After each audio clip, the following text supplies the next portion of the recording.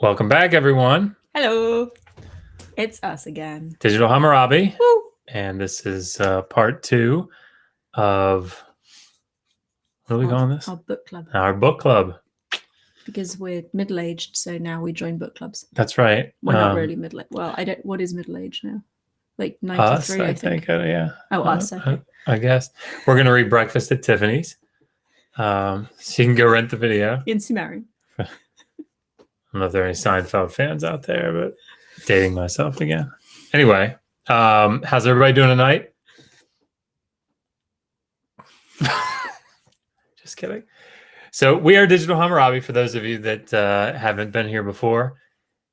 We are ancient Near Eastern nerds, and we really love... Nerds is really the best description for it. It really is, yeah. A-N-E-N. Anen. And we really enjoy Sumerian and Akkadian and ancient Sumer and Akkad. And, it's not Sumeria. Yeah. Just not Sumeria. Not Sumeria. It's Sumer. It's like a weird hybrid between Sumer and Sumeria. So, yeah. Which are two places. Yeah, different people, different places. Different times. Different generations. Different types of cereal. I'm just making stuff up now, so we should move on. I'm not.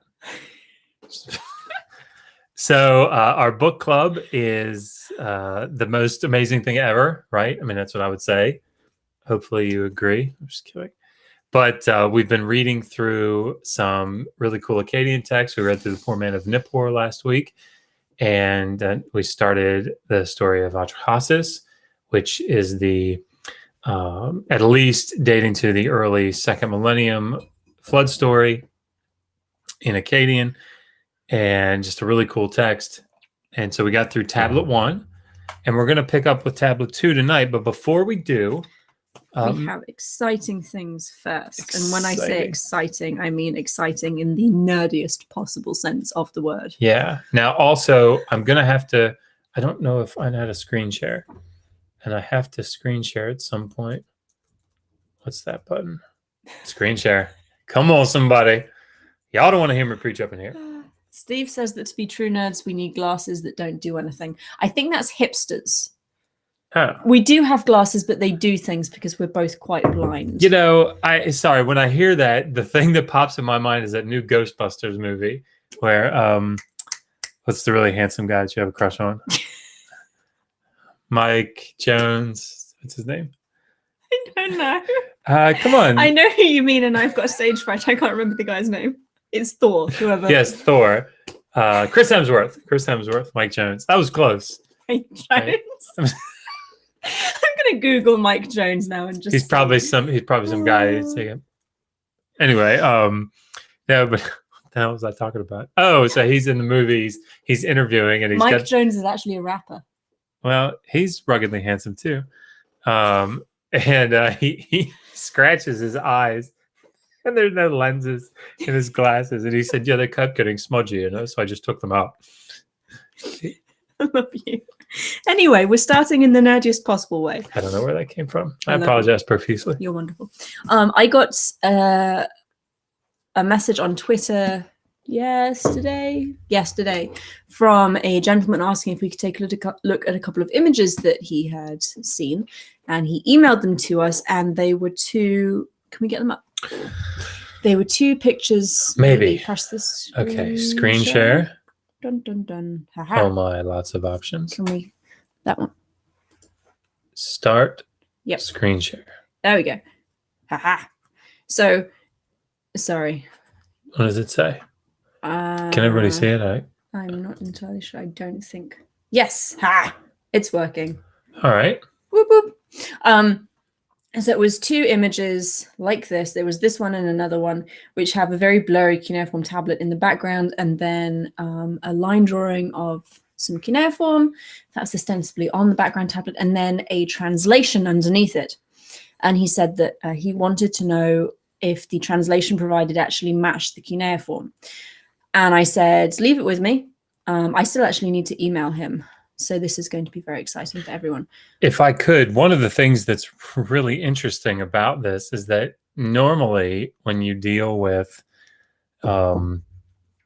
people that are citing Sumerian tablets, particularly when they're citing them from a position of aliens created humanity, you often don't get actual references. Yeah, so if you look at the bottom, this has a tablet number, which allows us to identify the exact tablet that this is taken from, which makes it much, much easier to translate because you get the context of the rest of the tablet. So it's tablet number CBS 11065, which is from Joshua.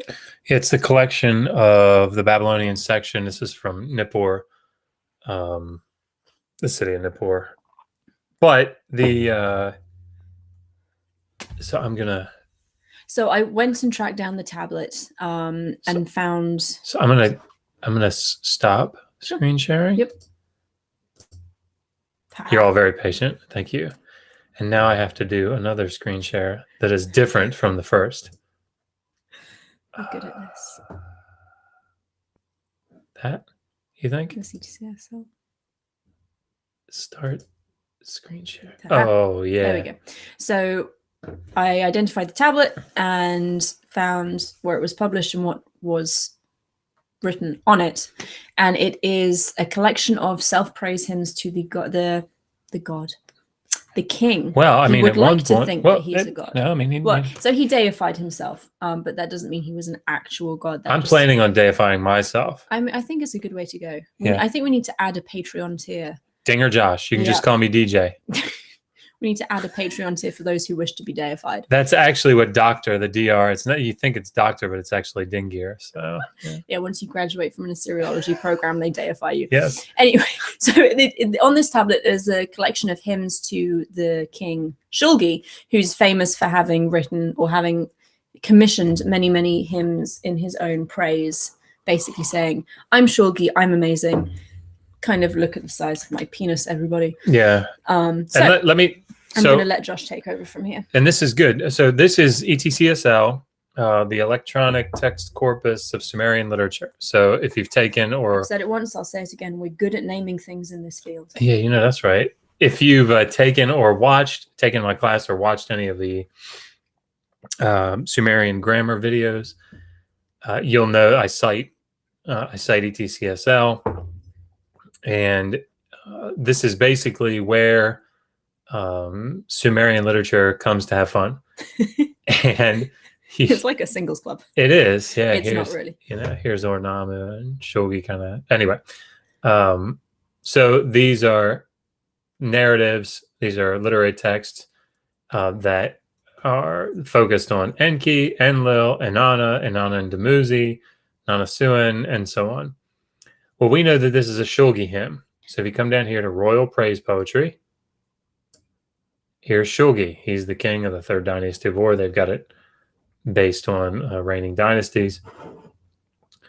So if you click on Shogi, I'm just going to show you a very popular Shogi hymn very quickly so that you can kind of get a feel for what Megan's talking about. It's called Shogi A. Yay, Shogi A. So if you notice, I'll just read a little bit of it to you. I, the king, was a hero already in the womb. That's pretty awesome. I, Shogi, was born to a mighty man. I am a fierce-looking lion, begotten by a dragon. I am the king of the 4 regions. I am the herdsman and shepherd of the black-headed people.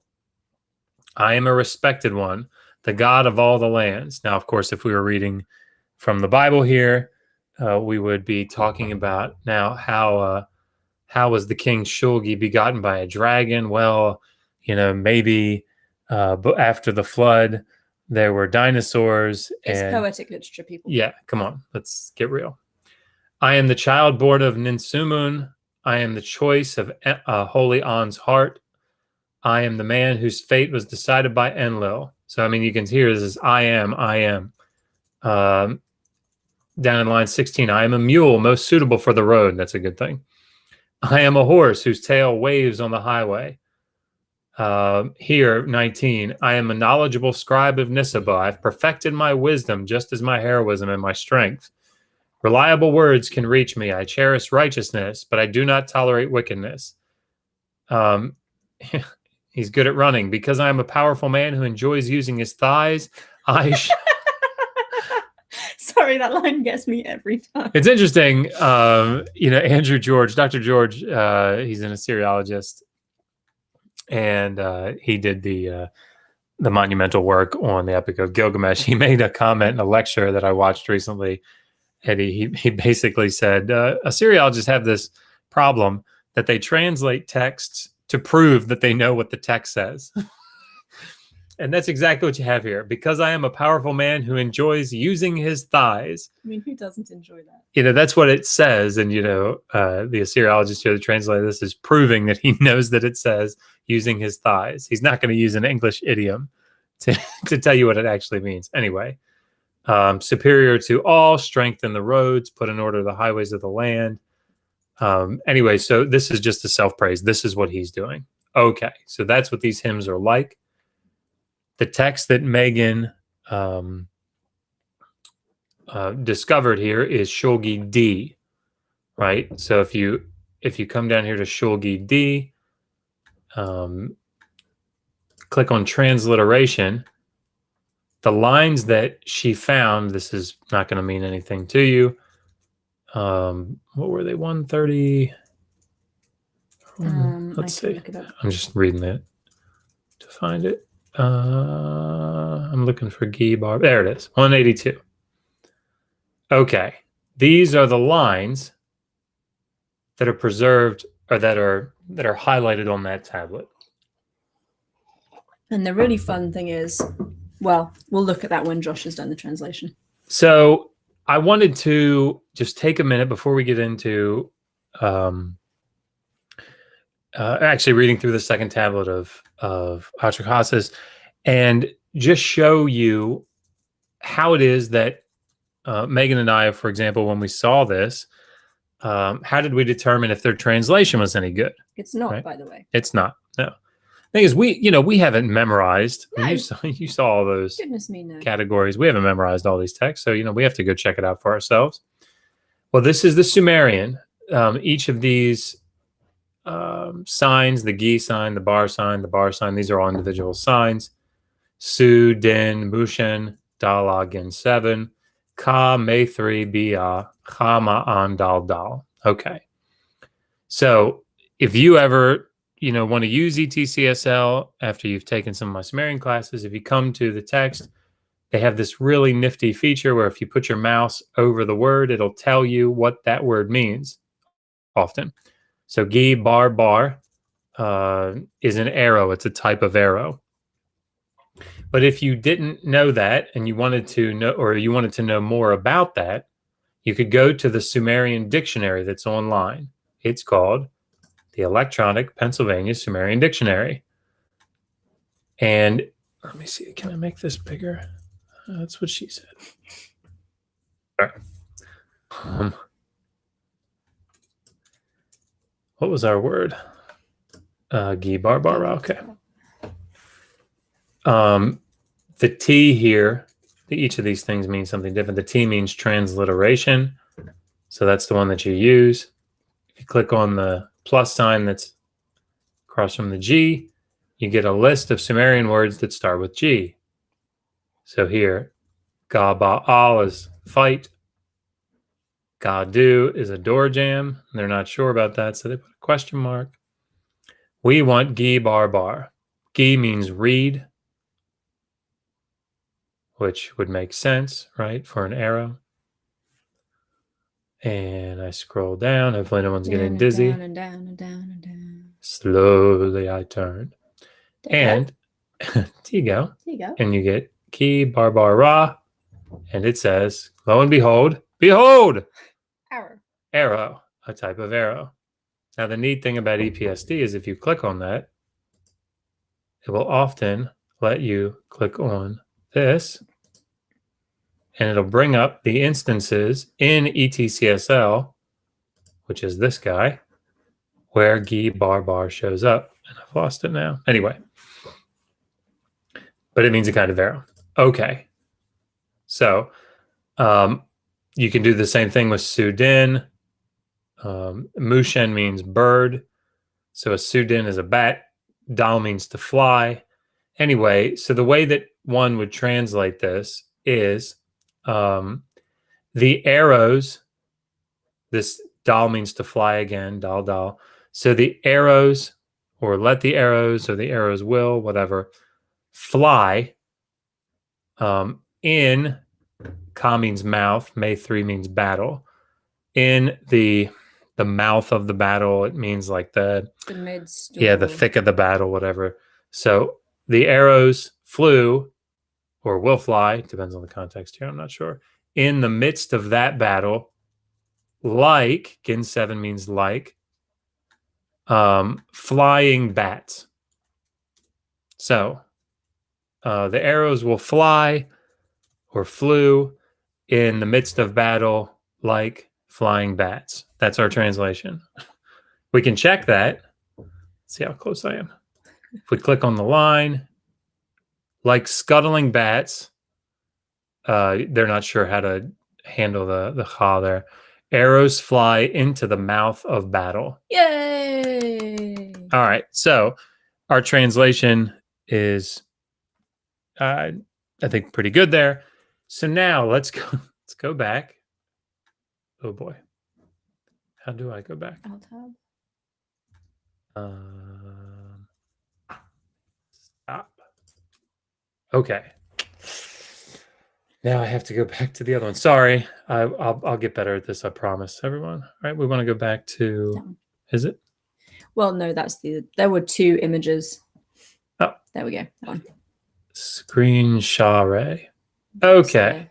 Is that the other wrong one? Damn it. Sorry. Believe me, this one's no better. No. All right. Bottom left. There we go. Start screen share. There we go. That's the right one. So, what did we say? The arrows will fly into the mouth of the battle, like scuttling bats. Yeah, like flying bats. Flying bats. Alas! The secret bonds to the heavens had been broken. Well, no. Well, there you go. And interestingly enough, yeah. So that second line here, ka, may 3, be, ah. The ah here goes with this. It does not go with this. So, I mean, whoever's put this together clearly does not read Sumerian, because they've joined a selection of signs together that are part of 2 different words. Yeah. And I mean, if you don't read Sumerian, there is absolutely no way you'd know that. So what I'm wondering, like, can you guys see this? Is my mouse? Mm-hmm. Oh, you know what? Yeah, we don't think the mouse is working. I've been pointing all that stuff out and you haven't seen it. Damn it. Sorry. It's fine. So if you look at the yellow section highlighted, the first sign in yellow that looks like 3 nails standing upright actually goes with the first 3 signs of that line. Not the other yellow. With the rest of the yellow. I think what they've done is, like, ah can mean whoa or alas. It can. In a completely different context. That's the beauty of Sumerian. If you know it, you know that this is rubbish. Anyway, let me see. The secret. Yeah, so that what they're doing is they're taking each sign and trying to translate it individually. Because on is that 4th yellow, and on means heaven. Anyway. They're wrong. Yes. Well, it's just they don't know Sumerian, so I wouldn't expect them to. Okay. Anyway. So the point is that Send us your crazy translations and we'll look at it for you. Yeah, I mean, I think this is sort of. I've been interacting with people on in a forum, in a congregation. I don't know. It's on the site VK. It has a German name. Kontakte maybe is the second part. I can't remember. Anyway, it doesn't matter. And it's called the Congregation of Lord Rayel, I think. I don't know if I've mentioned them here before, but anyhow, they argue that they can read Sumerian. And one of the things that's very telling to me as a Sumerologist is if you say that you can read Sumerian, which I'm not going to say that they can't, the reason that I don't think that a couple of reasons that I suspect that they can't is that I haven't seen anything. But this is one of the things that I want them to do is send me their translation of something, right? Or so that I can kind of anyway. But this is what you do, and there are people that believe in like the Anunnaki and aliens, which is why they deal with the Sumerian texts. So, okay, I don't know if that was interesting. I was interested. It doesn't necessarily mean anything. I mean, I find it interesting, but we've both spent Josh has spent nearly 2 decades, and I've spent a decade and a half. Well, not quite a decade and a half studying this stuff, so we would find it interesting. And as previously stated, we're nerds, so I'm okay with that. I'm okay with that. Anyway. So we began, I guess, a couple of things. If you guys have questions about that, please put them in the chat of the side. Yep. Sorry, that was lame. And if you like what we're doing here, or you think we're funny to watch, or maybe funny looking, any of those things, like the video and share. And subscribe. Yeah. We're almost to 900 subscribers. We're at 860. Which is pretty damn cool. 862, I think. So yeah, moving right along. Okay, so where we are. Atrahasis. So we finished tablet 1. Who doesn't love a good flood narrative? And do you want to quickly summarize tablet 1, or do you want me to do it? Or do you want to do it? Please say you want to do it. I will do it. I do have to remember where we went. So humanity, the gods were created, or the lesser demigods were created to do the work. And they were toiling in the fields, and they were like, this is too hard. I don't like this. Basically, they unionized, which is always a bad move, and got their flaming pitchforks and marched on Enlil's temple. We have a new subscriber, Fostering Yay! Atheism. Thank you, Fostering Atheism. So they marched on Enlil's temple and were like, we're going to kill you. And Enlil said, no, don't kill me. We will create humanity, and humanity will take over all of your work. And then you can basically lie around and eat grapes. So we had friends over, and they have a young son as well. And they were singing a particular song to him about a duck. The duck song? The duck song. Google it later when we're done here. Got any grapes? Yeah, it's a duck asking a lemonade stand guy for grapes. And it's you had to be there. Anyway, all the other gods were like, yes, make humanity. So they made humanity, and it was fantastic and wonderful. And then humanity does what humanity does. It did what it does best, which involves lots of sexual intercourse. I was going to say fucking, but then I thought that would not be a good thing. But then you said it anyway. So yeah, we made babies. Which is bad. And then there was lots of noise, which is also bad. And the gods decided it was too noisy, so that they should just drown all of humanity. Yeah. So we got to. Well, yeah. So they sent a plague first.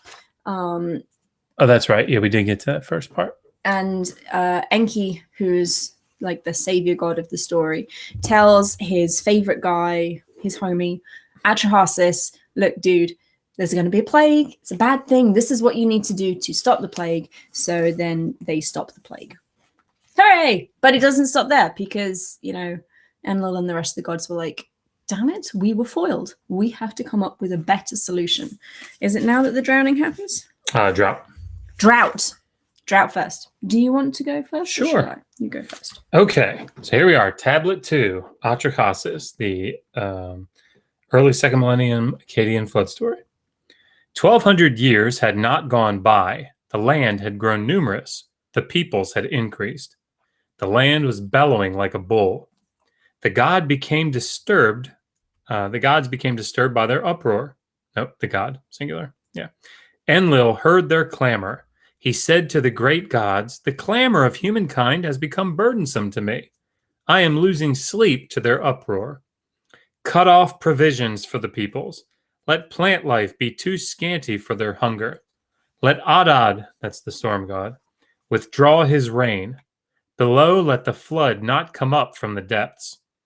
Let the wind come to parch the ground. Let the clouds billow, but discharge not a drop. Let the field reduce its yields. Let the grain goddess close her bosom. Let there be no rejoicing for them. Let be gloomy. Let there not.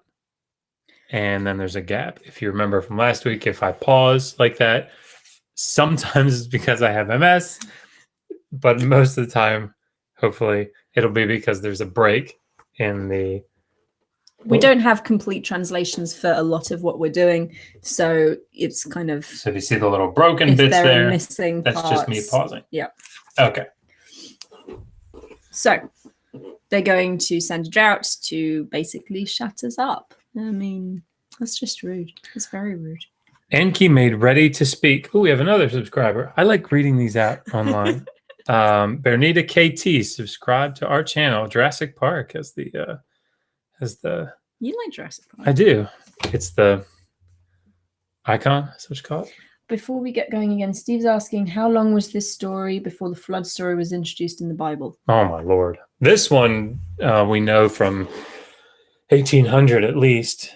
And of course, the Sumerian flood story was earlier. The biblical flood story is probably written, let's say conservatively, it was produced 7th century. So 1100 years before. We got the old stuff here, people. That's how we roll. Oh, yeah. Mm-hmm. Okay. Enki made ready to speak, saying to his servant, summon the elders. At the usual time in your house, command. Let heralds proclaim. Let them raise a loud clamor in the land. Do not revere your own gods. Do not pray to your own goddesses. Seek the door of Adad. Bring a baked loaf before it. May the flour offering please him. May he be shamed by the gift and withdraw his hand. May he rain down mist in the morning.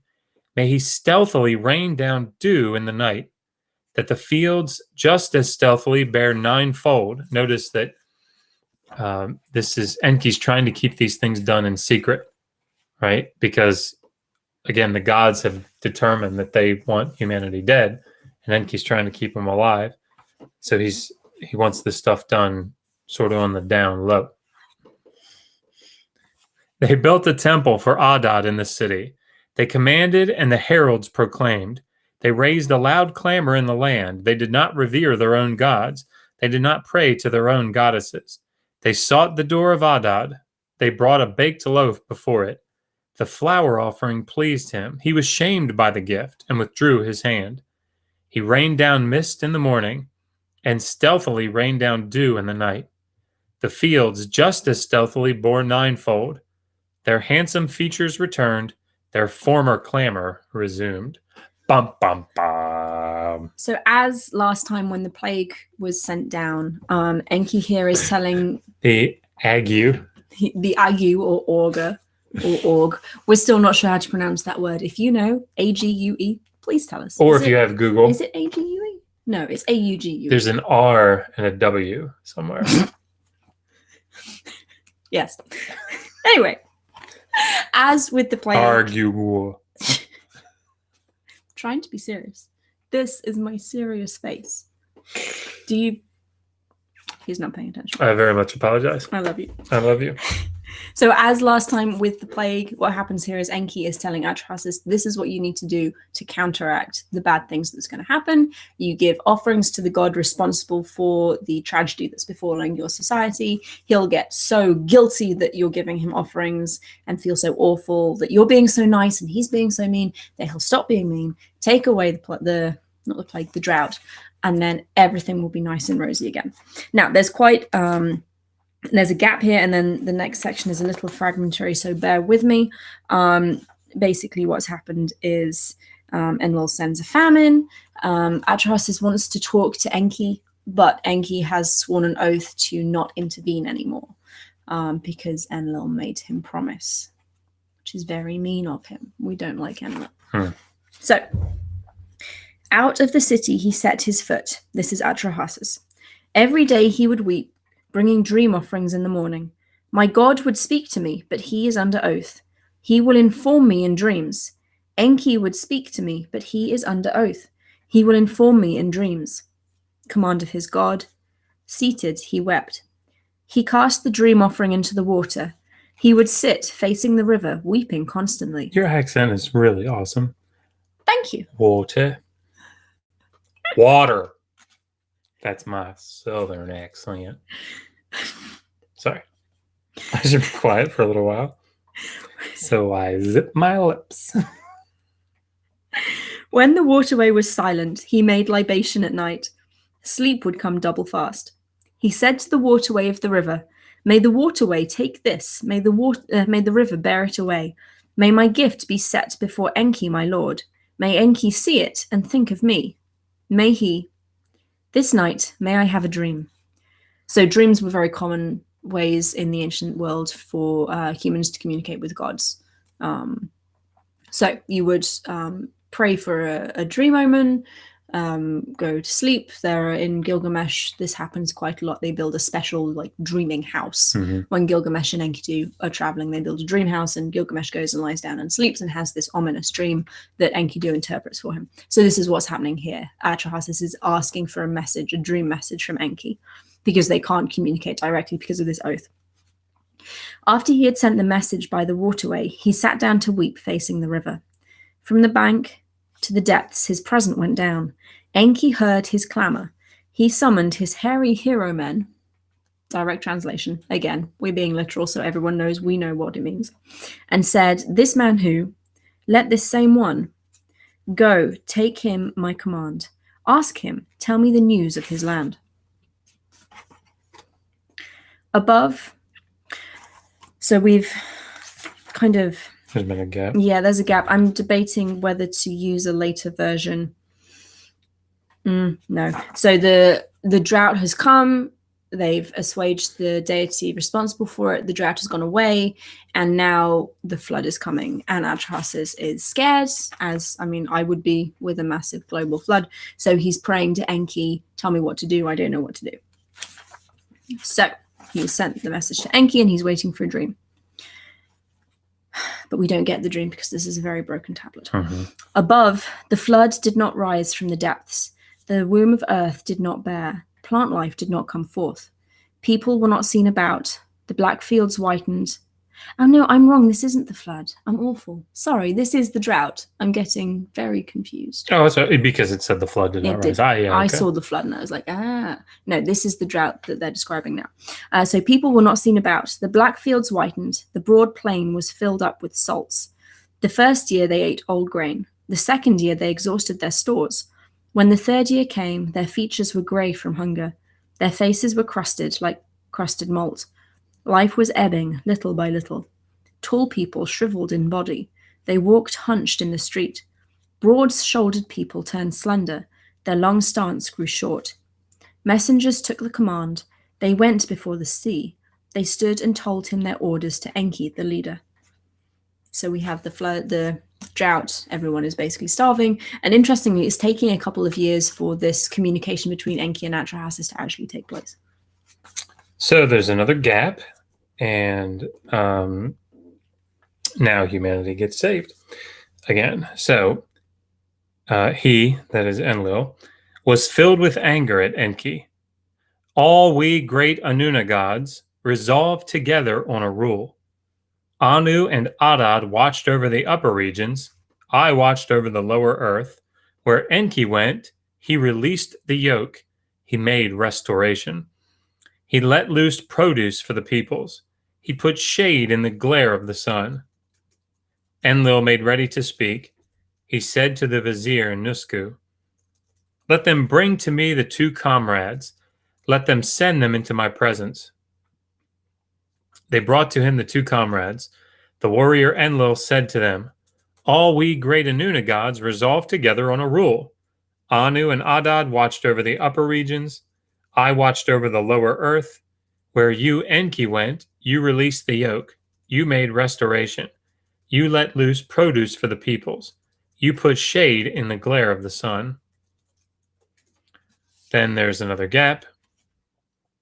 And Enlil continues to explain. Adad withheld his rain, but filled the fields, and the clouds covered. You gods must not feed his peoples, nor supply provisions on which the peoples thrive. The god fretted for sitting idle. In the assembly of the gods, worry gnawed at him. Enki fretted for sitting idle. In the assembly of the gods, worry gnawed at him. So Enki here is just being chewed out for foiling all of the other gods' plans. And even while he's being reprimanded, he's still worrying about Atrahasis and about humanity. So there's the 4 fragmentary lines, and Enlil continues speaking. All we great Anuna gods resolved together on a rule. I feel like I've heard this before. Anu watched over Adad in the upper regions. I watched over the lower earth. Where you, Enki, went, you released the yoke. You made restoration. You let loose produce for the peoples. You put shade in the glare of the sun. Another gap. She imposed your drudgery on man. You have bestowed clamor upon humankind. You slaughtered the god along with his inspiration. You sat down and bathed yourself. It will bring. You resolved on a rule. Let humankind return to its lair. Let us be sure to bind the leader Enki, who manages all by oath. So now Enlil's really making sure here that he's covering all his bases. Enki is going to be held that he's not going to be able to go, help Screw out. things up again. That's right. Enki made ready to speak and said to the gods, his brethren, why would you bind me by oath? Am I to bring my hands against my own peoples? The flood that you are speaking of to me, who is to do it? I do not know. Am I to produce a flood? The task of that is Enlil's. Let him choose. Let Shulat and Khanish go in front. Let Erekal tear out the mooring poles. Let Ninorta go make the dikes overflow. And a gap, pretty big one. Assemble, do not obey. Then the end of tablet 2. The gods commanded annihilation. Enlil committed the evil deed against the peoples. And that's important because I brought this up. So one of the things that this group, and then I'll stop mentioning them, but it's just interesting here. This group that I've been interacting with a little bit, they're a mix between Christianity, regular Christian, sort of Christian thought. Like they believe in Jesus, and they believe that the rapture, not the rapture, but the tribulation period, we're actually in it right now. So they believe the book of Revelation. They believe those the biblical texts. They quote the Old Testament. They quote the New Testament. But they also believe in Mesopotamian religion. And they believe that Enlil, who is seen here drowning all of humanity because we're too noisy, right, was Jesus. It's the same spirit, right? And actually, I think I've been talking to Kyle. I think we're going to do a Kyle and Steve. But Kyle today, I talked to Kyle today about it. So Steve, I love you, man. I'm not leaving you out here. Obviously, it's your show too. So anyway, but I think I'm going to go on the non sequitur show. I'm not sure. I don't want to be presumptuous, but I think I'm going to go on and talk about this in a little more detail. Anyhow, I will return to this. So the point is that Enlil was reincarnated, and the spirit of Enlil rested on and became Jesus. And that same spirit rested upon King Arthur and is now in this guy, Raymond Elwood, who is calling himself Lord Rayel. And he's like that's the reincarnated Jesus. Yeah, anyhow. But it's interesting here because Enlil's a dick, right? And Enki is the hero in this story. Well, in their belief structure, Enki's the bad guy. Enki does all this bad stuff. He creates humanity, but he creates them as slaves. And he does all this stuff backhanded against the council. And so it's sort of using the myth here, right? It's sort of using Atrahasis because he's doing stuff behind the back of the divine council. But he's the good guy in the story. And so I brought this up, and I mean, it's so much so that, I mean, the text uses the word lemnum, which is like evil, and it means like a morally bad thing to do, right? And it says that Enlil did this evil thing. So I brought this up, and their response was, yeah, well, this is just an Enki text, right? This is the scribes that were loyal to bad Enki wrote this text, which that's simply not true. But you have to deal with that, right? Because these are, the text is very clear that Enlil's the bad guy here and Enki's the good guy. And in their belief structure, that's the exact opposite of what they believe. So they have to deal with that. So how are we looking over there in the side We chat? are doing well. Yeah. Someone asked if, so Akos Eros was asking if Enlil was connected at all to Lilith. Probably not. We were actually reading about this today. One of our patrons sent us an article about Lilith, who I actually don't know a lot about, but the article said that Lilith was a much later Jewish invention and was probably connected somehow to the Lilitu demon from Mesopotamia. So there is a Mesopotamian connection there, but it's not Enlil. So there's a connection, I suppose, in the name. Lil too is Lil in Sumerian means like, it's actually an interesting word. It means like wind. It can have the idea of something being like the wind can blow through it, and because it's empty, and so they translate it haunted. It's not really haunted because we think haunted means like spirits and stuff are in it, but it really means wind, not storm, but wind. Not to say that those things can't cross over, I suppose, but yeah, good question. We have another question, but I'm asking for clarification. What is it? So I think it's N613 is asking how we know a personal name is a name and not simply a word. There are a couple of ways that we know that. Actually, a bunch. So if you're speaking strictly Sumerian and Akkadian text, there's a way that they mark proper names, proper nouns. There's an actual wedge, a cuneiform wedge that they put before the word to say that the thing that's coming looks just like a number one. Yeah, it's just a vertical wedge. They call it a Pazonankyle, a person wedge, a person nail. So that's one way. There are personal name lists. So just that's what they are. They're PN lists. There's just lists of personal names. And for gods, they're almost always preceded by the dingir sign, which indicates a divine entity, like immediately follows that sign. Yeah. Excuse me. But a lot of the time also it's context. Yeah. Especially with things like the name of the god An, Yeah. which is also the syllable AN, also sky. It can be a whole bunch of other things. So you rely quite heavily on context to decide whether they're talking about the god or if they're talking about the sky. But if you want to know, you can take the Sumerian grammar course and then you can know for yourself. It'll be awesome. Exactly. Okay. So we're good for now. Onwards. Tablet 3. I'm going to go get a beer. You do that. Would you like a cider? No, thank you. A cider. I'm good. So, Tablet 3. After several years, much wailing and gnashing of teeth, and a severe grain shortage, Enki finally sends a dream to Atrahasis. Atrahasis made ready to speak, and said to his lord, "Make me know the meaning of the dream. Let me know that I may look out for its consequence."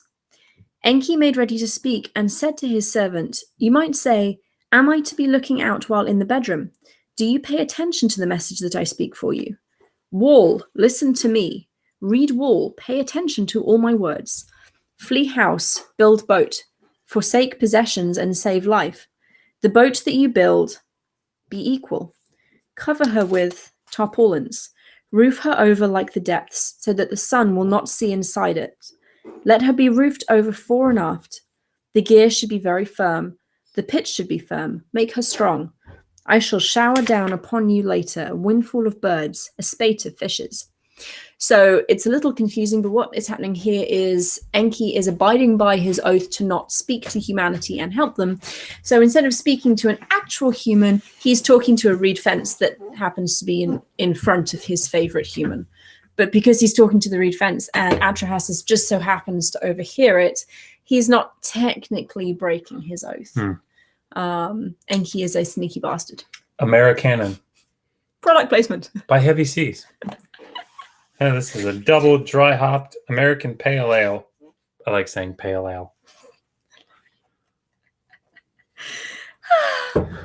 So he's basically told Atrahasis there's a giant flood coming. Build a boat, build a huge boat, roof it over, cover it with pitch, and make sure it's totally waterproof. And I will basically send you fish and birds and make sure that you don't starve to death. So we're talking about Atrahasis here. He opened the water clock and filled it. Oh, no, sorry. Atrahasis or Enki? I'm trying to find it. He opened the water clock and filled it. He told it, the wall maybe, of the coming of the 7-day deluge. Okay, so that was Enki telling the reed wall, not humanity, because he's not allowed to do that, about the flood. Atrahasis received the command. He assembled the elders at his gate. Atrahasis made ready to speak, and said to the elders, "My God does not agree with your God. Enki and Enlil are constantly angry with each other. They have expelled me from the land. Since I have always reverenced Enki, he told me this, I cannot live in, nor can I set my feet on the earth of Enlil. I shall dwell with my God in the depths. This my God Enki told me." So instead of warning the rest of his people and his city about the flood, like, you know, a reasonable, sensible person, he tells them, I'm not allowed to stay here anymore because Enlil doesn't like my God, so I'm going to go and live with Enki in the Apsu under the water. Which, of course, is, you know, ostensibly, particularly looking at the New Testament text, different from what the Noah character does, right? Noah is purported to have preached the gospel for like 100 years, you know, trying to the gospel, that the good news of you can be saved from all that water. Atrahasis is like, nope, no flood. What flood?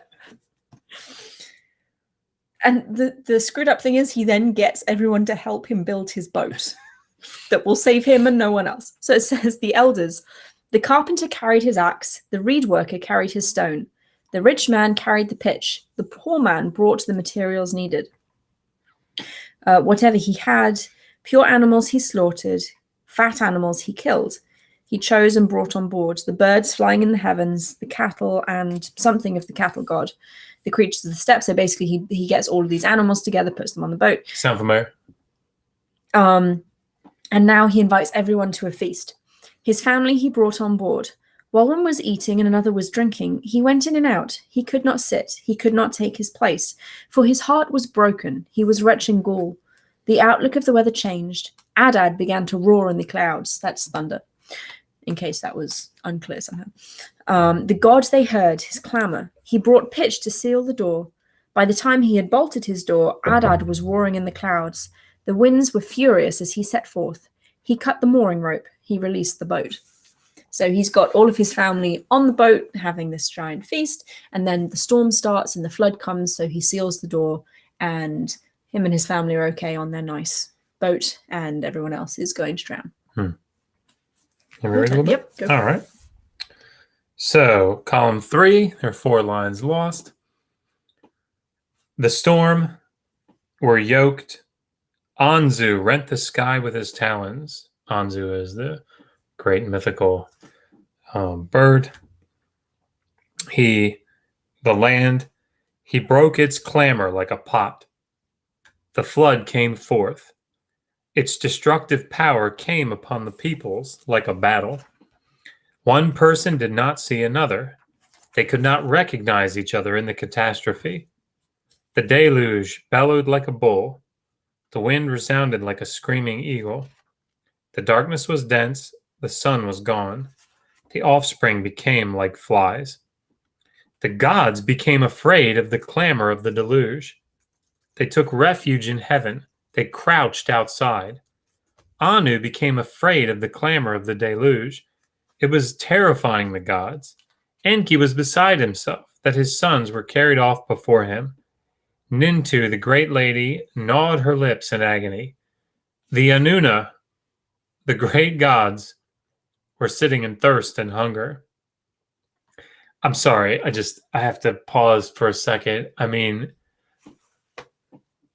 how do you reconcile this with understanding these Anuna, or if you want to call them the Anunnaki or whatever? How do you square this, with these great rulers, these powerful, godly, in the sense of being moral and upright and powerful? But I mean, the gods are terrified. The big three. They're also starving. And they're starving. Because if you remember from last week, gods are very dependent on humanity for their own food. So while they may have got really frustrated that humanity was too loud by drowning everyone, they've kind of doomed themselves a little bit here. And the other interesting thing, and again, I know that the response to this is, this is a counter text that's put forth by Enki, who's really the bad guy. But I mean, here, the goddess saw it weeping. The midwife of the gods, the wise mommy, let the day grow dark, let it turn back to gloom. In the assembly of the gods, how did I agree with them on annihilation? Was Enlil so strong that he forced me to speak? I mean, the argument, the picture that's painted is that Enlil is like the savior of humanity, right? Sorry, the picture that's painted by this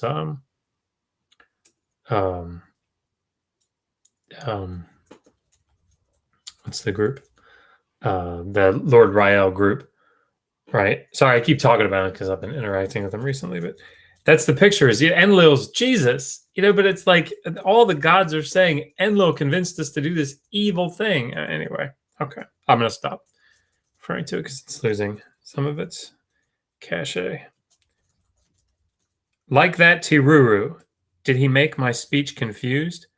Of my own accord, from myself alone, to my own charge, I have heard my people's clamor. My offspring, with no help from me, have become like flies. And as for me, how to dwell in this abode of grief, my clamor fallen silent? Shall I go up to heaven? I would take up my dwelling in a well-larded house. Where has Anu gone to, the chief decision-maker, whose sons the gods heeded his command? He who irrationally brought about the flood and relegated the peoples to catastrophe. Oh, good. So we carry on, and the gods are still lamenting their own fate. That was totally not their fault, even a little bit. Probably was. I could take some medicine. Nintu was wailing. Nintu was the birth goddess. Gave birth to, as dragonflies a watercourse, they have filled the sea. Like rafts, they lie against the river meadow. Like rafts capsized, they lie against the bank. So that's quite evocative imagery of all the dead people that, again, from last week, Nintu is the birth goddess who kind of created humanity. And now she's seeing essentially all of her children lying dead in the water, like rafts against a riverbank. I saw and wept over them. I have exhausted my lamentation for them. She wept, giving vent to her feelings. While Nintu wailed, her emotion was spent. The gods wept with her for the land. She had her fill of woe, she was thirsty for beer. Where she sat weeping, they too sat. Like sheep, they filled a stream bed. Their lips were agonized with thirst. They were suffering pangs of hunger. 7 days and 7 nights there came the deluge, the storm, the flood. So now we have another gap. You're noticing a pattern here. And we've had the 7 days of rain. The flood is, well, the rain has stopped. The world is still flooded, but it's not actively raining. And we have the actions that Atrahasis is making. So he's throwing out food, I think, for the gods. To the 4 winds he cast. He was raining down food. The gods sniffed the savor. They were gathered like flies around the offering. Notice humanity was referred to twice as flies. and now the gods, the flies is like dead in the water types of flies, and now the gods are swarming around the offering like flies. It's, in case it was unclear, this is a literary text, much like other ancient Near Eastern material. Would you like a sign? After they had eaten the offering, Nintu arose to rail against all of them. Where has Anu come to, the chief decision-maker? Has Enlil drawn nigh the incense? They who irrationally brought about the flood and relegated the peoples to catastrophe. So you see here, even though the entire council of the gods voted in favor of flooding the world and destroying humanity, everyone really except Anu and Enlil have changed their minds and decided actually they quite like humanity because they feed them. So it wasn't really their fault. They were convinced against their will to flood the world. You resolved upon annihilation, so now the people's bright countenances are turned grey. Then she drew nigh the big fly ornaments that Anu had. Mine is their woe. Proclaim my destiny. Let him get me out of my misery. Let him show me the way. Let me go out. Let these flies be jewelry around my neck, that I may remember it every day and forever. The warrior Enlil saw the vessel. So just to point this out, there's an article that was written, and this isn't a new thing, but comparing the jewelry of flies to the rainbow that you see in the Genesis account. It's something to remember. This flood, again, flies being, a metaphor for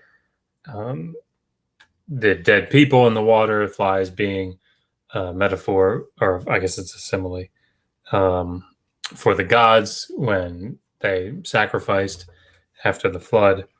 And so, let these flies be jewelry around my neck that I may remember it every day and forever, ostensibly, so that I don't allow this to happen again, just like the rainbow was for Yahweh. And this is a total off-the-wall connection. I'm a massive Terry Pratchett fan, and one of the first books I read by him was the book Small Gods, which details how gods kind of wither away and die when people stop believing in them.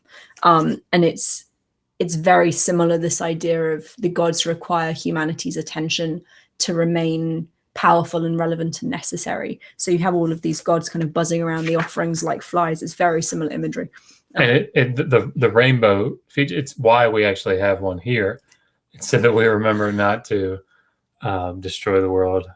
That's not flood. Oh, it's a different reason. It's because we're queer as fuck. Yeah. Anyway, so someone asked Charles Dene, hello and welcome. If you haven't liked and subscribed, like and subscribe. I'll read your name out because it'll tell me on the phone that you liked and subscribed, or you. So he said, so are you reading the original Sumerian? I'm new to this channel. It's absolutely fascinating. Well, I'm glad you like it. We are not reading the original language. We are reading English translations found in this wonderful book, Before the Muses, available for about $50 from Amazon. Highly recommended because it's this thick. But it's a very good authoritative translation. And this was actually written in Akkadian. And we have, this is an Akkadian text. This is a scholarly translation edition of this. It's a scholarly translation.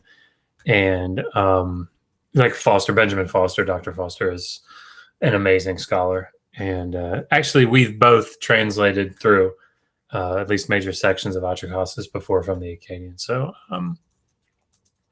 actually, I don't know. You guys tell me. I can also teach you Akkadian. Akkadian is actually easier to learn than Sumerian. Probably shouldn't have said that.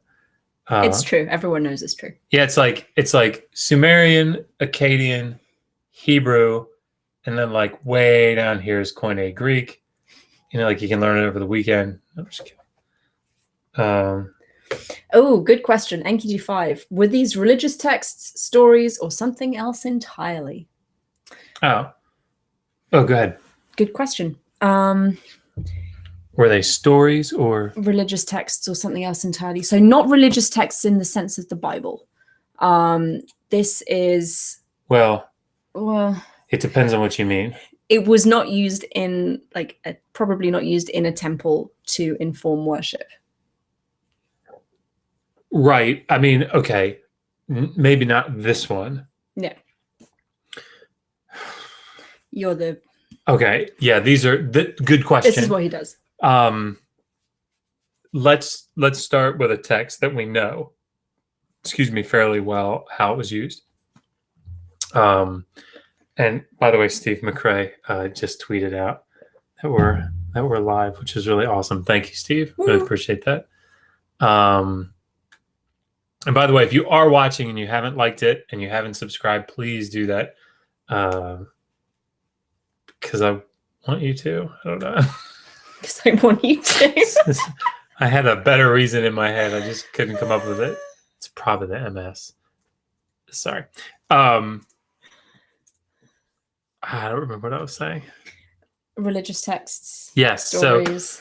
So the Enuma Elish. The Enuma Elish, we have a video about the festival, the ritual that it was used in. It's called the Akitu Festival. It was the annual New Year's festival. You can see that. You can see that daily data about that on the Digital Hammurabi channel thingy. Anyway, the Akitu Festival is it's a festival that every year Marduk, the god of Babylon, gets like reaffirmed, reinstated, enthroned, whatever, as the god of, everything in his temple. And the Enuma Elish was recited. Now, the Enuma Elish, for those of you that don't know, is it's called the creation myth of Mesopotamia. It's one of several. Yeah, and it's the most famous. I wouldn't call it a creation myth. That's not how I would describe it. I guess, of course, Lambert did. So who am I? It does describe the creation of the world, but it's more political. Yeah, it's more than that. It's describing the creation of the world, but its purpose is not like educational. In the same way that Genesis 1 and Genesis 2 is not there to tell you, hey everybody, guess what? This is how God did it. This is how Yahweh created. That's not the point. It's that Yahweh created, right? And so we know that the Enuma Elish was recited at this festival. We know that other texts were cited in different rituals. So, for example, my dissertation was on the lamentational liturgies. There's a video about that on our channel. But they serve a purpose. These texts serve a purpose, right? And it's sometimes hard to get at what the purpose is if you don't have something like an actual ritual tablet that tells you this lament was to be recited on the 15th day of the second month in the ritual of X. If you don't have something like that, then you have to get it from, you can get it from administrative text, maybe. At least you can get at it. Archaeological contexts, the texts themselves, you can sort of, infer things. But the point is that we know that they served a purpose. For example, royal hymns, we have a pretty good indication that they were used in the court setting, right? It's a praise hymn to a king. So anyway, yeah, it's a great question. Is it just a story? No, probably not. Not quite. But they were used in things like scribal schools. Yes. To teach reading and writing. Absolutely. You find them in private tablet collections occasionally as well. So that's a good point. Peter Michalowski wrote an article called Charisma of the King, something. King and Charisma. Yeah, King and Charisma, maybe. Yeah. A charismatic ruler, something like that. Anyway, a part of the article's point, or one of the points of the article is the other part of my dissertation was on scribal education during the early second millennium. So a lot of the texts that were copied were Sumerian literary texts. So there's a Gilgamesh story. There's a royal hymn, Shogi A. There's another one, Lipid Ishtar A. For anyone who is interested in the power of ancient kings, there is a link. It's a free download. It's an excellent book. I highly recommend it. P-O-A-K. Yep. The Power of Ancient Kings. Poak. I'm a nerd. Anyway, so there's sort of a poetic text, a different kind of poetic text, Song of the Hoe. Anyway, there are different mythological texts that are used in scribal training, and we know that they were copied ad nauseum. And the argument is that it's not just that they're being used to give them all the different genres so that they can learn how to copy them. That's part of it. But all of the texts were used. Oh, and you know who else wrote on this was extensively was Nick Veldhuis in oh gosh, the Nache book. Sorry. Anyway, Nache and the Birds. Nache and the Birds. Thank you. These texts were designed to indoctrinate the scribes. See, if you think about, boy, I hope I'm not misremembering who's writing what here. I make errors. I don't know if you guys realize that, but the texts were written. These scribes, these scribes are mid-level bureaucrats during the late third millennium, the O3 dynasty. So it's a big organization. There are scribes everywhere helping to do administrative stuff, and loyalty to the king is a really important thing. That was a cool rhyme. You can call me Eminem. Probably shouldn't though. And sorry, I'm just saying whatever comes to my head, which is not a good thing.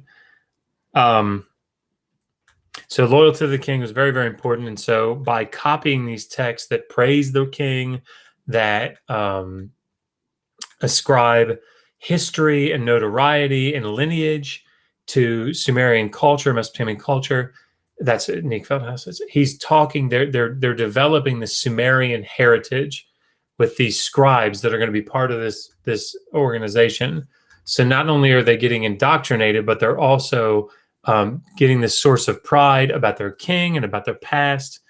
And this sort of thing is very important in the ancient world because, look, the biblical text, you think about the Deuteronomistic history, the books of Deuteronomy through Kings,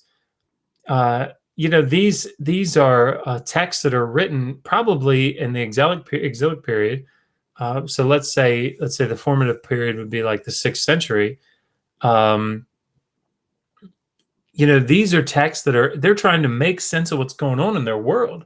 Temple's been destroyed. They're off. It's, in Babylonia. They don't know why in the world they're there. And so they write this history to not only give them, this lineage, this history in the land, but it explains why in the world they're there. It's not because their God is weak. It's not because Yahweh failed. It's because they failed, right? And anyway, so I'm gone. We have another question. Yes, sorry. I talk a lot. I apologize for that.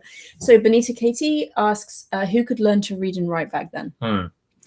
Good question. There's a book called Las und Schrieb by Klaus Wilke. And he argues that, okay, so here's what we know. I'll say what we know. We know that scribes obviously were learning to write from the very beginning, right? So administrative texts are the first text that we have, administrative and economic texts. We also have what we think is an early dynastic mythological text on the Figure à Plume. But what we know, at least by the early 2nd millennium, we have this. A new subscriber. Sorry, Michael Garrett. Thank you, Michael. You're a good man. You are. But in the early 2nd millennium, you have Karum Kanish, this trading colony that's in Turkey. Up in Anatolia, and there's trade going on between the city of Ashur and northern Mesopotamia, and this port city. It's not necessarily a port, but they call it it doesn't matter. Karum means port, but it becomes just a word used to describe a merchant quarter in a town. That's exactly so right. the merchants go from Ashur in Mesopotamia to Anatolia and send goods back and forth. But the material point here is that at Karnesh we have a lot of letters from these merchants and their families in a very limited cuneiform script, showing that while maybe a full understanding of cuneiform as we know it was restricted to the scribal class, who were mostly bureaucrats in the service of the state, your average like entrepreneur, businessman also probably had some level of literacy. And we at least have one literary text from that group called Sargon, Lord of Lies, and it can be kind of a confusing text. It's pretty cool though. Sargon ends up taking a mud brick and throwing it into the water, and then chasing a gazelle, as you do, and killing it. I think he catches it. I think he kills it, and then coming back and pulling the brick out of the water before the writing dissolves. Well, at least before it dissolves. I don't know if that was. It might be. Sorry. No, I thought he could bring it up and read it. Oh, maybe that's it's been a long time since I read that. I don't. But it's the fact that he's fast enough to catch a gazelle and to do it so quickly that he can pull the brick out before it dissolves. Anyway, so they had literary, at least enough training in the language to be able to write a literary text. So, Skeptical Christian says, Josh, I love these asides where you bring in the scriptural information. This is stuff we didn't grow up hearing. Oh, well, good. I'm glad. I didn't grow up hearing it either. And actually, Dr. Reed, Dr. William Reed, a friend of ours from Hopkins, was here today. He and his wife and their son, amazing people. And he's teaching a course actually this semester on the Deuteronomistic history. So I asked him if he would come on and give a presentation on source criticism, right? So I hear a lot of people on YouTube talking about the documentary hypothesis, right? JEDP. So the Yahwist, the Elohist,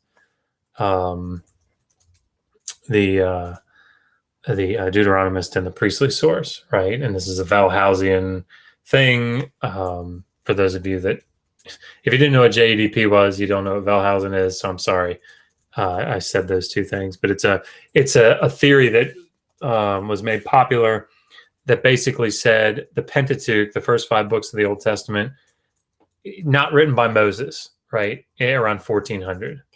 Everybody agrees. Everybody.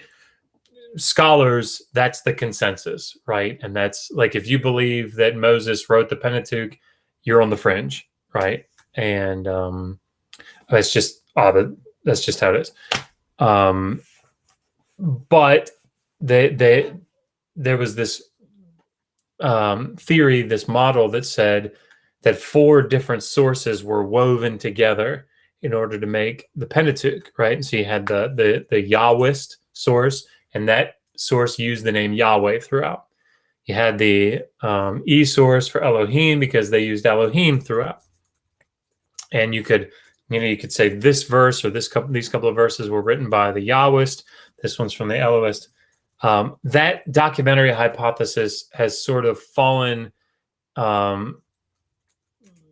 away to a certain degree. There is like a neo-Valhausian, neo-documentary hypothesis movement that's come back, that's developed it more. It's more conservative. But what we know, I don't want to get into an epistemological debate here, but what the general consensus among scholars in the field is that we have the Deuteronomist who wrote, whether it was a school of writers or whether it was one editor or whatever that was using these sources. You have the Deuteronomist that wrote the Deuteronomistic history, wrote Deuteronomy, Joshua, Judges, Kings, Samuel, Kings. And then you have P and not P. So the priestly source and the not priestly source. So when you look at Genesis 1 and Genesis 2 And Genesis 1 is a different creation story than Genesis 2. That's P and not P. Right? That's pretty much, I had a long conversation with Dr. Reed about this, and I don't want to misrepresent anything he said, but this is mostly from, anyway. So the point is that it's very complex. It's one thing that you need to know. It's very complex. How did I get on this? I'm not sure. Yeah, I don't know either. Sorry. Right. I've talked a lot. I should stop. Why don't we finish the text? Yeah. Let's do that, which involves me not talking. I thought it was your turn. Damn it. I can do it. No. Go ahead. Yes, that you should. Everybody likes the sultry sound of yours. Sultry. There was for a while I didn't know what sultry meant. I just heard it on Monsters Incorporated and kept saying it. Apparently we're making people feel very civilized. Oh. Next time we should like drink sherry or something, and we should get really dressed up. Oh my gosh. We should do a live stream in evening dress. You can wear your cloche. I could. Is that fancy? I could. I also have a floor-length gold sequin dress that I have never I can worn wear my before. overalls. I don't think I have overalls, but I could go to Goodwill and get some. Maybe. We could. I got this pair of shoes at Goodwill. They're like $200 pair of shoes, $12. Come on, somebody.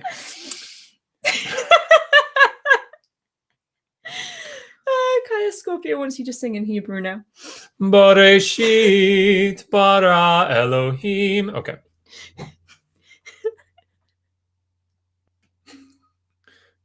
I'm very too sorry. You shouldn't be. That was wonderful. So right. Nintu is wearing flies around her neck as jewelry so she can remember the devastation and, not drown humanity ever again, which as humanity I am in favor of. So the warrior Enlil saw the vessel.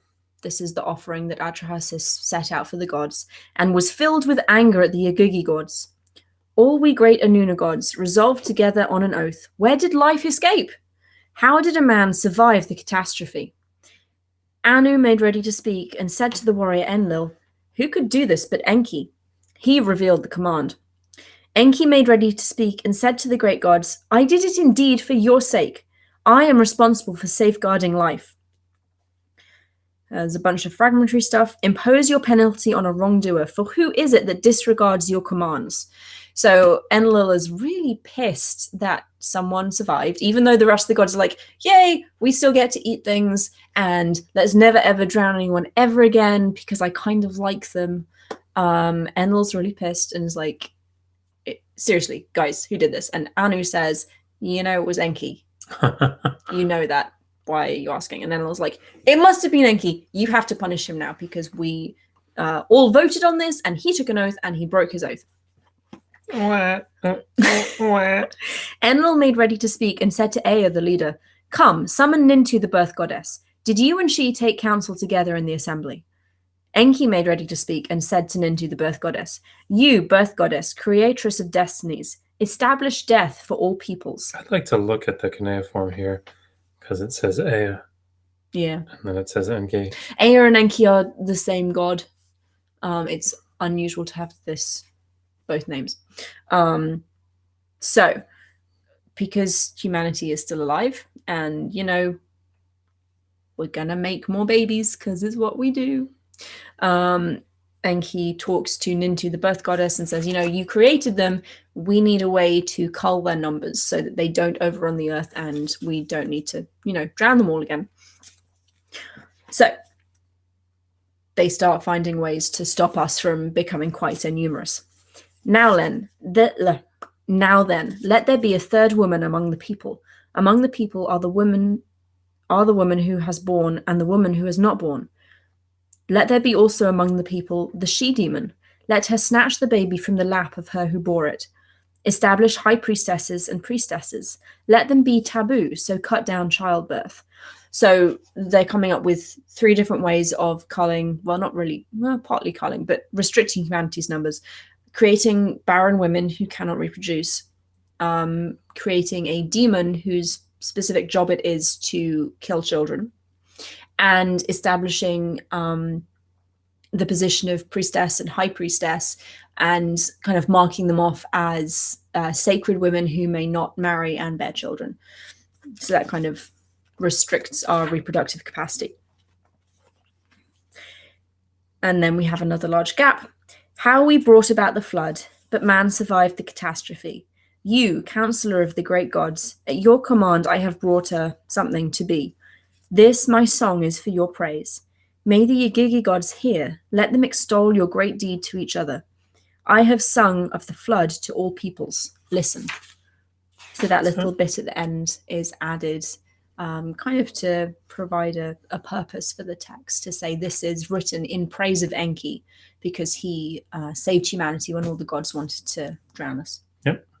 And that is the Old Babylonian version of the Mesopotamian Flood Story. And there are several other versions from like later periods in time that are more or less complete. We're not going to go through those because it is essentially the same story. It's just there are bits that are filled in. But I think we did that in our own brand of unique humor. Yeah. So I would like to, if you don't mind, start on another one. But if there are questions or comments. Xanis Carthage says we have to wear traditional Mesopotamian outfits for our 1,000 subscription. Nice. I'm not sure. Yeah. I'm not sure if well, I mean, that would be awesome. Yeah, I don't think I have enough time to make traditional Mesopotamian outfits. We could perform the sacred marriage ritual. I'm not having sex with you on camera. I don't know how many more times I have to say that.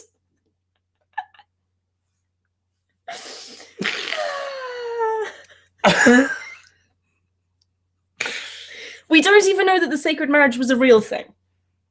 Then you should have no trouble doing it. I'm in a lot of trouble. Anyway, moving on. Oh dear. Yes, like, subscribe, everybody. Like, please. Subscribe, share. Yeah, we've got 29 people watching. I think, like, this is awesome. You guys are incredible. 33. Wow. Wait, I think last time we had 25. You guys are awesome. Akos Eris is saying, if Enlil is analogous to Jesus, does that correlate Enki to being Lucifer? No, sort of. So Enki's sort of the troublemaker, but this is one of the reasons that I want one of them to come on and explain it, because in their literature, it seems like there's a distinction, but it's hard to tell. Anyway, if you have questions, let's do it that way. If you have what they've agreed to is they've agreed to have me submit questions to them in writing, and they will answer them, and then I can go on the Non Sequitur show and read them out and then comment on them, which is great. I mean, it's better than nothing. I would much prefer that one of them come on, because I just think that would be better to go right to the source. But anyway, if you have questions that you'd like me to ask Lord Rayel and his angel of the Lord, that's the guy I'm interacting with, Angelus Domini, the angel of our Lord, email them to us at digitalhammurabi@gmail.com, and I will I'll sift through them and see if I can ask them. Yes. So, but Enki is the bad guy. The weird thing is that they believe that Enki was also reincarnated as a punishment, so he had to be human. Of course, Enlil was too. Also reincarnated I'm not sure I understand how this works. But Enki was Moses, and now he just made some poor choices, right? I guess. And now Enki is a guy named Richard Ruff. So there you go. The more you know. Knowing is half the battle. G.I. Joe. I love it when you do that. You just like that you can control me. Yes. What else we got? Nothing right now. If anyone has any questions about Atrahasis or the flood narrative, let us know in the chat. But I would like you guys to vote on the next one that you'd like to read. So here are the options. We can do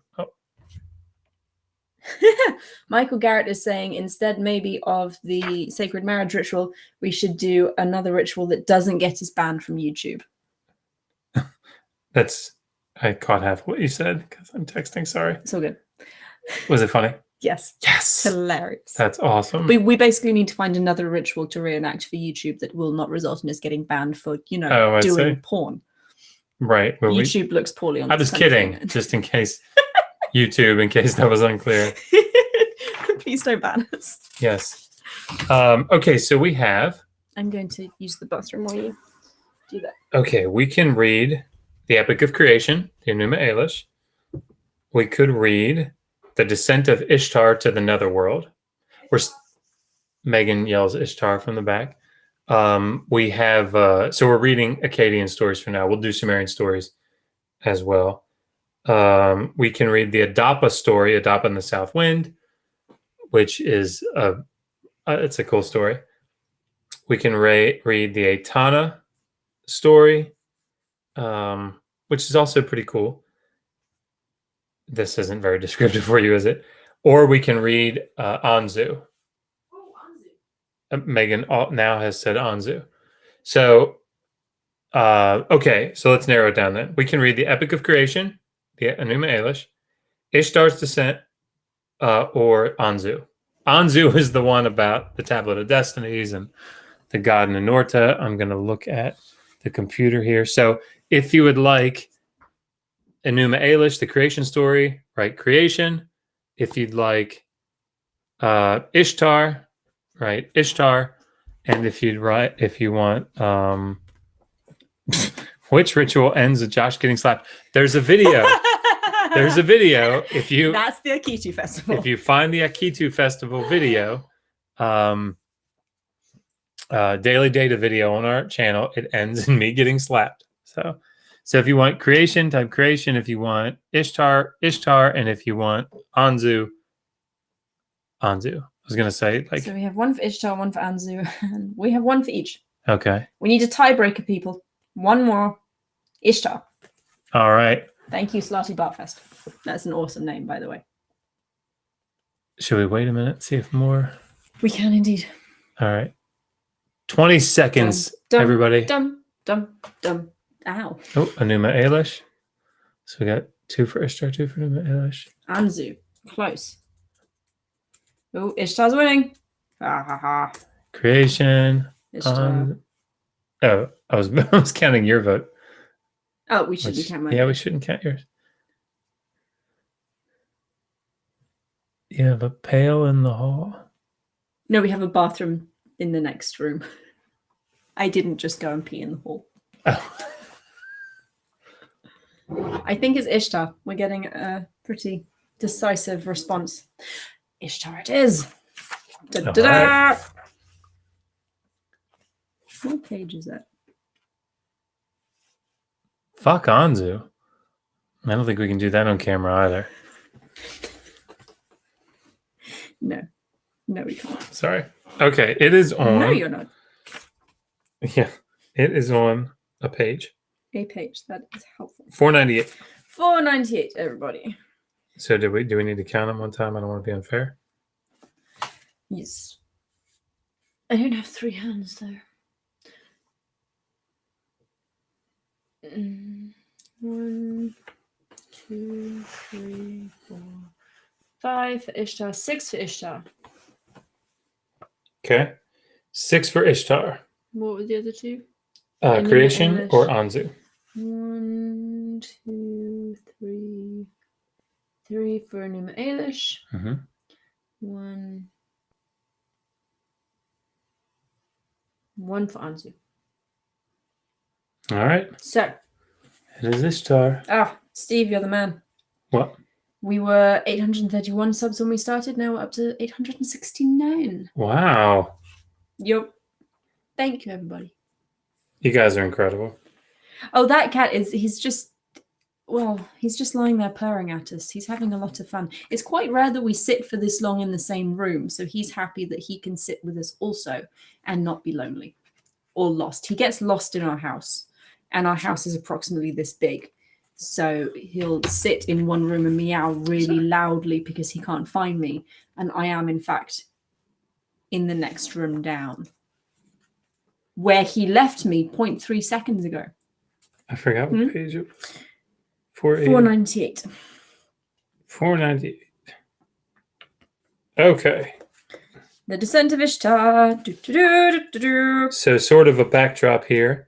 A lot of these stories have Sumerian, earlier Sumerian versions. The descent of the descent of Inanna to the netherworld, Inanna's descent, is the Sumerian counterpart. And there are a lot of similarities, obviously, between the two stories, but there are differences. And actually, I started translating through a couple of months ago. I started translating through both the Sumerian and the Akkadian versions. Since I don't have a lot of time to do that, and I do daily datas every day, that sort of has been a slow process, but I'm working through it. So anyway, they're cool stories. Okay, you keep typing. I will get started. What do you think? Go for it. Okay. To the netherworld, land of no return, Ishtar, daughter of Sin, set her mind. Indeed, the daughter of Sin did set her mind, or sin. Maybe I'll say sin. I'm thinking of the Akkadian. The daughter of Sin did set her mind to the gloomy house, the seat of the netherworld, to the house that none leaves who enters, to the road whose journey has no return, to the house whose entrance. Oh, entrance. See, I pronounce it pretty much the same way. Entrant. Entrance, those who enter. Entrance, entrants, entrance, are bereft of light. Sorry. So lame. You're amazing. Where dust is their sustenance and clay their food. They see no light but dwell in darkness. They are clothed like birds in wings for garments. And dust has gathered on the door and bolt.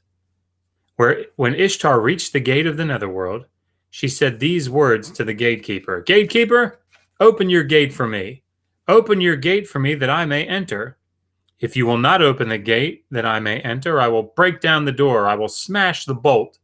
I will break down the frame. I will topple the doors. I will raise up the dead to devour the living. The dead shall outnumber the living. Sounds like part of the Gospels, you know. She's not a lady you want to piss off. The gatekeeper made ready to speak, saying to the great one, Ishtar, stay, my lady, do not cast it down. Let me go announce your name to the queen Ereshkigal. Ereshkigal is like the one in charge of the netherworld. The gatekeeper went in and said to Ereshkigal, here is your sister Ishtar at your gate. She who holds the great play rope, it's like a skipping rope, which is actually a weapon, who roils up the deep before Ea the king. When Ereshkigal heard this, her face went pale as a cut-down tamarisk. Her lips went dark as the lip of a vat. What made her resolve on me? What has aroused her bad feelings in her against me? Here now, I shall drink water with the netherworld gods. The netherworld Anuna gods. Here now, shall I drink water with the netherworld Anuna gods? Shall I eat clay for bread? Shall I drink dirty water for beer?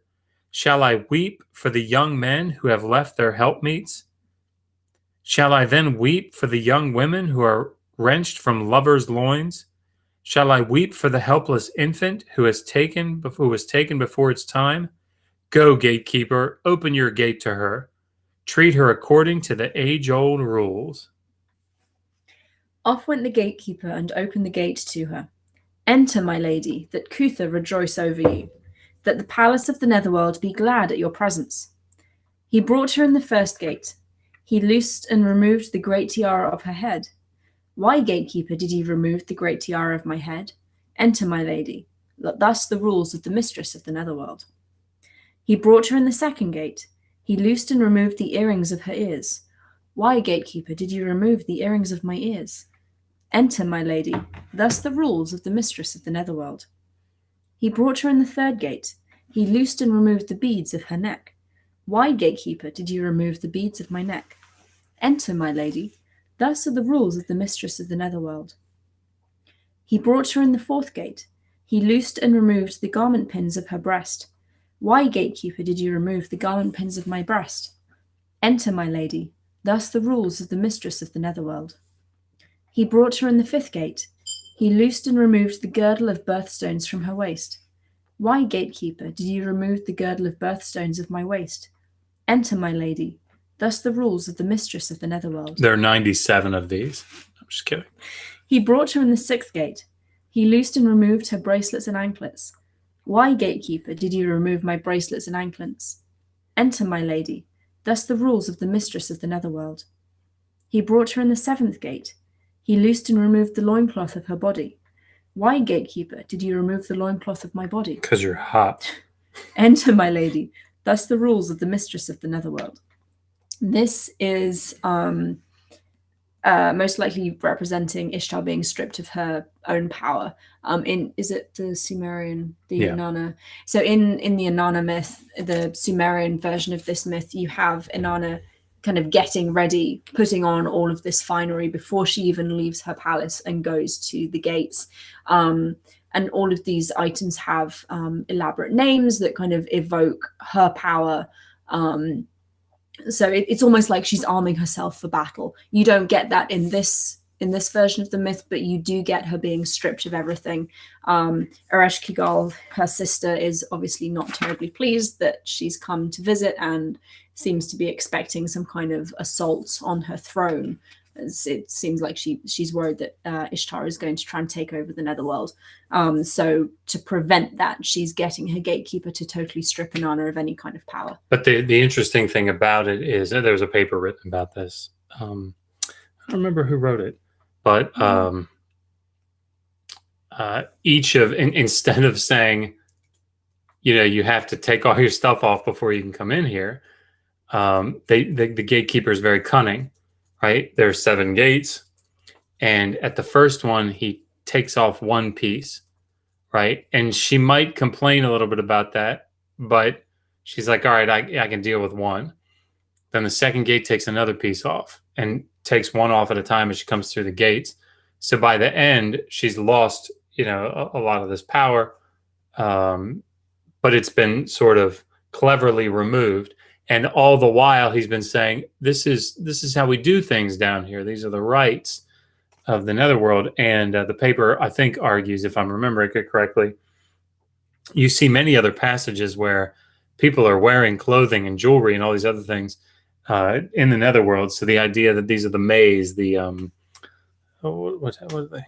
The rights, the whatever of the netherworld. It sounds like it might be a bit of a trick. Mm-hmm. Akosera says a boiling frog, which is...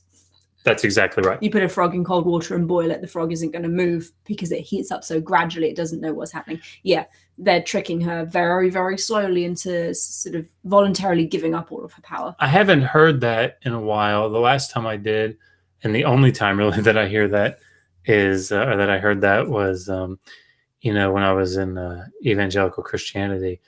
Sin can really creep up on you, and, you can get boiled alive in your sin because, you get in there in that cool water and Satan just slowly turns the heat up. And each step, it doesn't feel like it's so bad. And next thing you know, you're dead. You're dead.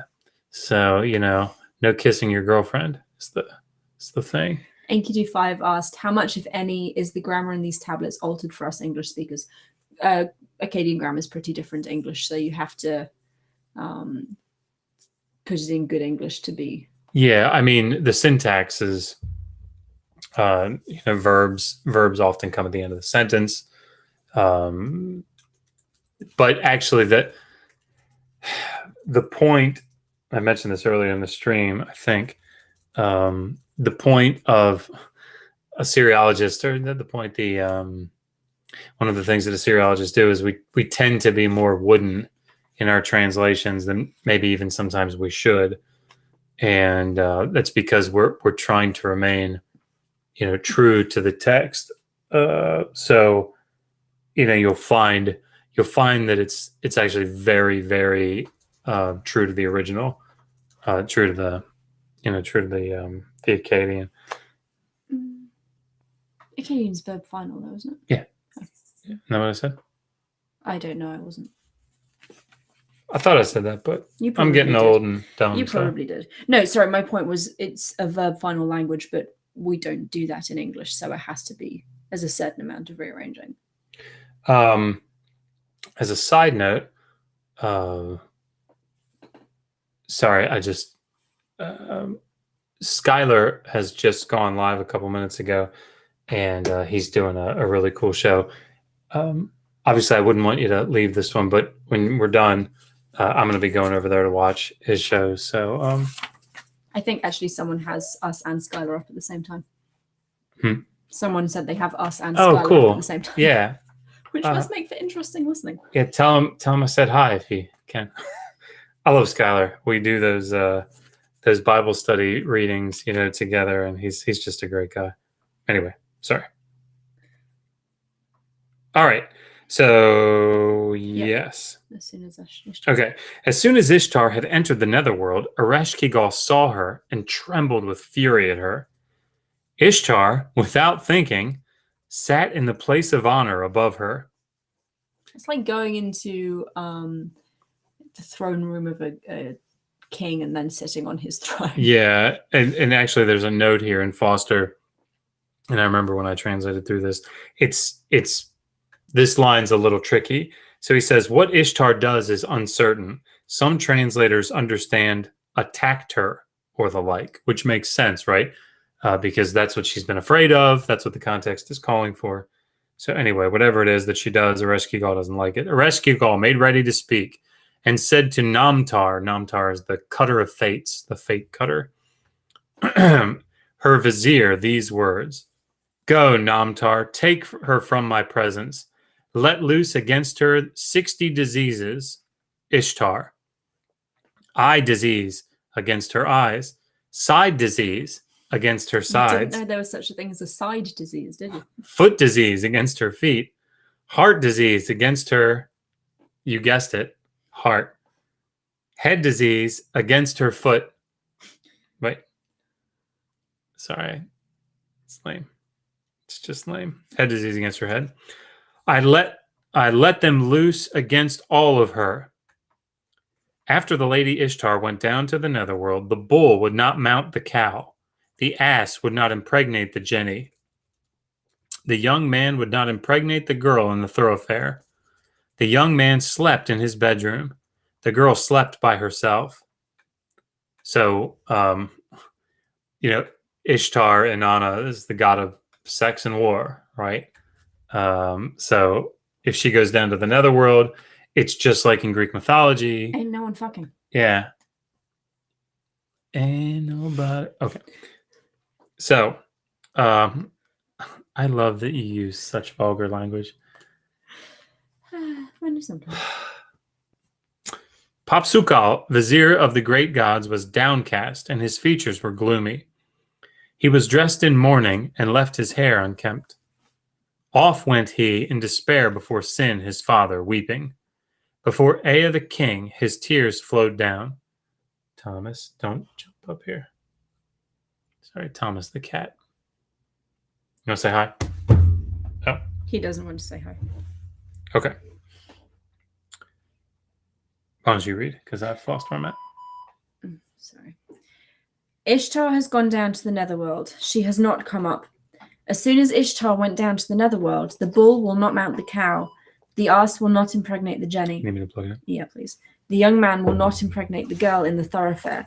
The young man has slept in his bedroom. The girl has slept by herself. Sorry, that's the baby monitor telling me that it's out of battery. Ea, in his wise heart, conceived what was called for. Oh God, I hate this name. He created Asushunamir, an impersonator. Go, Asushunamir, make your way to the netherworld. Let the 7 gates of the netherworld be opened before you. Let Ereshkigal see you and feel well disposed toward you. When she calms and her feelings are well disposed, have her swear the oath of the great gods. Look up and set your mind on the water skin. O my lady, let them give me the water skin that I may drink from it. When Ereshkigal heard this, she smote her thigh, she bit her finger. You asked of me the unaskable. Come, Asushinamir, I will curse you a great curse. Let me ordain you a fate never to be forgotten. May bread of the public ploughing be your food. May the public sewer pipe be your drinking place. The shadow of the wall be your station, the threshold be your dwelling. May drunk and sober slap your cheek. Ereshkigal made ready to speak, saying these words to Namtar, her vizier. Go, Namtar, knock at the Egalina. Decorate the thresholds with cowrie shells. Bring out and seat the netherworld and Nuna gods on thrones of gold. Sprinkle Ishtar with water of life, and take her from my presence. Namtar went and knocked at the Egalgina. He decorated the thresholds with cowrie shells. He brought out and seated the netherworld and Nuna gods on thrones of gold. He sprinkled Ishtar with water of life and brought her away. He brought her out the first gate and returned to her the loincloth of her body. He brought her out the second gate and returned to her bracelets and anklets. He brought her out the third gate and returned to her the girdle of birthstones at her waist. He brought her out the fourth gate and returned to her the garment pins of her breasts. He brought her out the fifth gate and returned to her the beads of her neck. He brought her out the sixth gate and returned to her the earrings of her ears. He brought her out the seventh gate and returned to her the great tiara of her head. If she does not pay you her ransom, bring her back here. Tammuz, or Dumuzi, her childhood lover, bathe in a bath of pure water and anoint with fine oil. Dress him in a red garment. Let him strike up a lattice flute, a carnelian ring. Let prostitutes turn his mood. The lady Balili was putting right her jewelry, eye stones with which she filled her lap. When she heard the wailing of her brother, Balili smote the jewelry of her body, the eye stones that filled the wild cow's face. Do not rob me of my only brother on the day that Tammuz says hurrah. The lapis flute and carnelian ring say hurrah. With him say hurrah, the wailing men and wailing women. Let the dead come up and smell the incense. If that's not... I can't speak today. If that's not clear, I don't know what is, frankly. So, But for those of you who do not understand this very clear and plain language, we will illuminate you. So, what time do we start? 7:30? We can probably end after this. Yeah. 31 watching. You guys are awesome. It's pretty cool. If you're watching and you haven't liked and subscribed, please do like and subscribe. So, one of the things that you see in Sumerian literature is this motif of Inanna and Dumuzi, right? It's all over the place. You have their lovers, so you see love poetry, which we'll read some of that as time goes by here. You see them at each other's throats at times. For example, in the Dissent of Ishtar, it's talked about, but in Inanna's Descent, the Sumerian version, it's very, very clear. When Inanna comes back up from the netherworld, she has to have somebody go back in her place.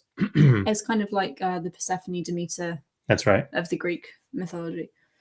And so when she comes back up, everybody that she meets, her servant, other deities, all these people have been wailing and moaning and, crying for her because she's been dead.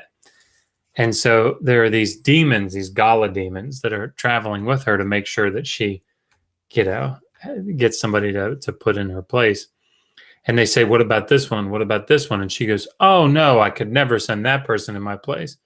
Because look, they've been wailing. My hairdresser, she's so sad and wonderful and she misses me. And then you get poor Dumuzi, who has been tricked into wearing really bright festive garments. And he's kind of sitting there basically having a bit of a party. Yeah, so the interesting thing about the text is the Sumerian version, it doesn't seem to suggest that he's been tricked. It's just that that's what he's doing, right? He's there in his clean clothing, ruling, and Inanna gets, she's just livid. And she says, take him. Essentially, he hasn't been wailing and moaning and weeping for me, lamenting. And so take him down to the netherworld. Now, this this storyline, this motif of Dumuzi going down to the netherworld. Dumuzi was probably originally Damu, the grain god, or at least a crop god.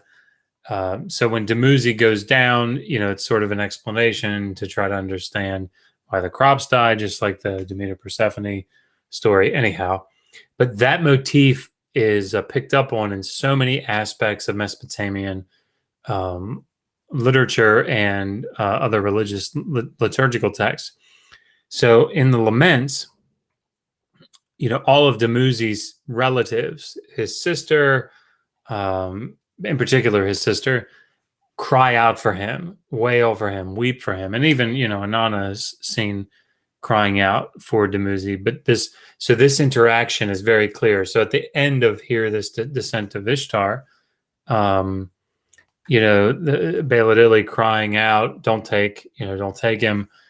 This is the motif. This is something it's just very, very common in Mesopotamian literature, because it's sort of an all-pervasive theme. Dumuzi and Inanna are everywhere. Ishtar and Tammuz, they're everywhere. And so it's something very important. It's a very important story to understand, to be acquainted with, to understand Mesopotamian literature. So we're about done for the night. If anyone has any questions, comments, concerns, feel free, throw them out at us right now. Also, while you're here, you should definitely look into joining our Patreon. Yeah. If you don't know about our Patreon, Megan wants to tell you about it. I do, because I think it's really awesome and it's a great cause. So we've set up a Patreon drive, patreon.com/Digital Hammurabi. We have like $64 a month now, which is really cool. Let me do the math. And you do the math. And it's not for us. We don't take any money from it. So that's $768 a year. That's not bad. Not bad. What we're using the money for, we are going to fund a summer scholarship for a PhD student next summer. We'd like to have in the region of $2,000. We'd like to have $3,000. We'd like that, realistically. Yeah.